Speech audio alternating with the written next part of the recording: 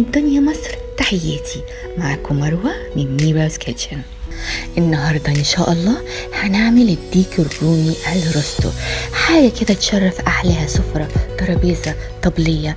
عارفة إن السعر ممكن يكون حراق شوية، بس بشوية تدبير هنقدر نحولها لأكل اقتصادية.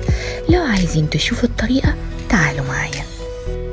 This is Marwa from Mira's Kitchen. Greetings from Egypt and hello everyone. Today we're going to make a roast turkey crown smothered with my delicious gravy. Its link is written down below in the description box. Served with basmati rice topped with almonds and raisins. That would rather be so tasty with some coleslaw. My coleslaw recipe is also written down below in the description box. So get ready with me, pull your sleeves up because it's showtime. Je suis Marwa de la cuisine de Mirou. Aujourd'hui, nous allons faire une couronne de dinde rôtie avec une sauce servie avec du riz basmati, garni d'amande et du riz sécu, aussi de salade de choux. Bienvenue.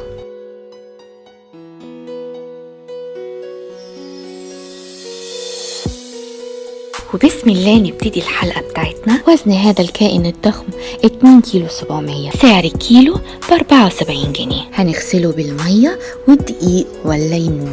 لو مش عزومة العرق ده ممكن يكفي وجبتين، حتى لو قطعناه طرنشات أو سلايس السميكة. لكن لو بات العرق في التلاجة طول الليل هنقدر نتحكم في التقطيع أكتر، يعني ترانشات أو سلايسز أرفع كده. وبدون مبالغة العرق هيعمل 3 وجبات، أي سعر البروتين في الوجبة الواحدة يعادل سعر الفرخة أو الدجاج أو الفروج.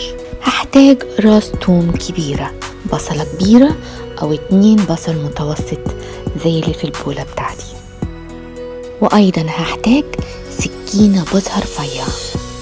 هعمل فتحات بعمق سنتي في كل حتة في العرق، يعني الوش والظهر والجنبين.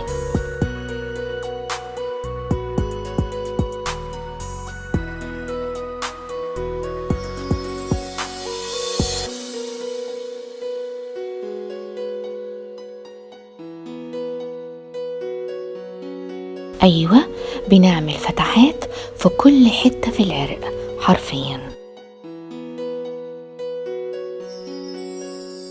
وجيه دور التوم. هغرس التوم في كل فتحة أنا عملتها.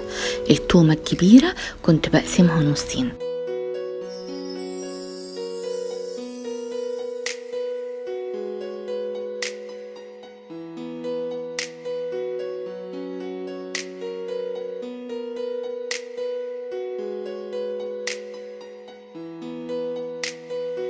وبكده أكون خلصت الخطوة الأولى. الخطوة التانية بفرم البصل بتاعي فرم ناعم، ثم إضافة التوابل: معلقة كبيرة من الملح، نص معلقة كبيرة من الفلفل الأسود، ربع معلقة كبيرة من السماق وده اختياري، معلقة كبيرة بصل باودر، معلقة كبيرة توم باودر، معلقة كبيرة بابريكا، وبس. وأقلب المكونات كويس قوي، وبظهر المعلقة أضغط على البصل علشان أحاول أطلع الجوس أو العصارة علشان الخليط يتجانس كويس. مش بس كده، استخدمت إيدي وعجنت الخليط علشان أطلع العصارة أكتر، وبالطريقة دي العرق هيمتص أكتر وهيتبل أفضل. وأضع الخليط على العرق كله، وش وظهر والجنبين.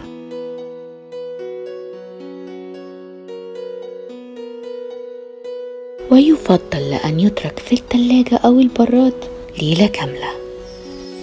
تاني يوم بشيل التتبيلة خالص من على العرق علشان أتخلص خالص من أي بقايا ممكن تتحرق وأنا بدي الصدمة للعرق بتاعي.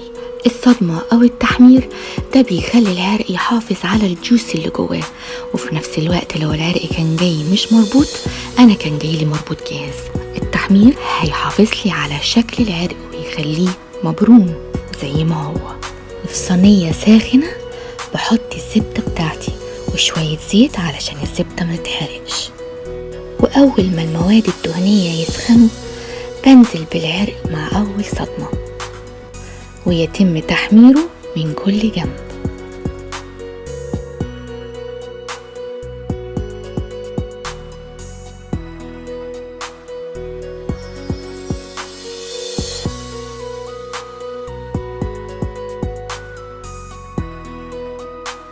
بعد التحمير وفي نفس الصينية هبتدي أضيف التحابيش بتاعتي: ورق لوري، حبهان، روزماري،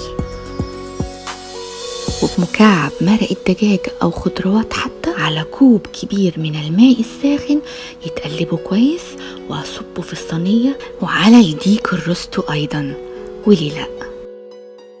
برغم ان اثناء التسوية العرق هينزل ميته، لكن كوب المرقة ده هيساعد ايضا في التسوية. في نفس الوقت كوب المرقة هيدي اضافة للطعم، هيزق الفليفر او الطعامة للقلب من جوه، يعني في كل قطمة مذاق طيب، مش مجرد لحم دلع ممل. وبنغطي الصينية بورق الفويل بإحكام شديد جدا.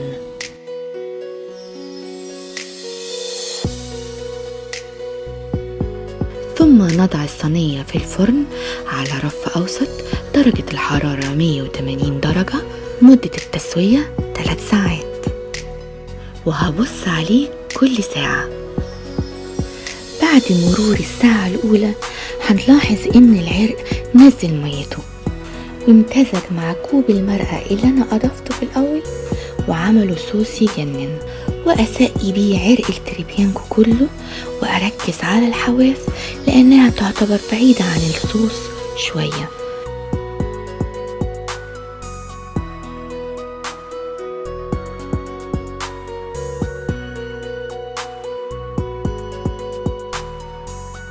وأقلبه الناحية التانية وأقفل بالورق الفويل تاني، وندخل الصينية تاني في الفرن للساعة التانية.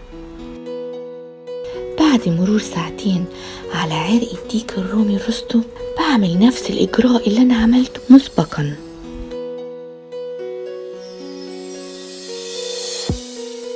سقيت العرق كويس قوي وش وظهر، قلبته الناحية التانية وقفلته بورق الفويل زي ما عملت في الخطوة الأولى، وعلى الفرن للساعة الثالثة. مر 3 ساعات على تسوية الديك الرومي، شرب الصوص كله واستوى وريحته جايبة لآخر الدنيا. ايه رأيكم في جماله وفي لونه؟ كأنه مشوي ولا الكباب. قصيت الخيط اللي كان العرق مربوط بيه.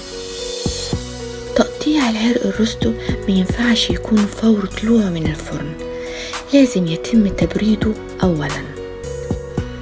بنلفه بورق فويل وبندخله في الفريزر لمدة 2 ساعات لو مستعجلين زي حالتي، لأن وقت الغدا كان قرب عندي، أو بنضعه في التلاجة ليلة كاملة، وده بيكون أفضل علشان يتقطع أرفع.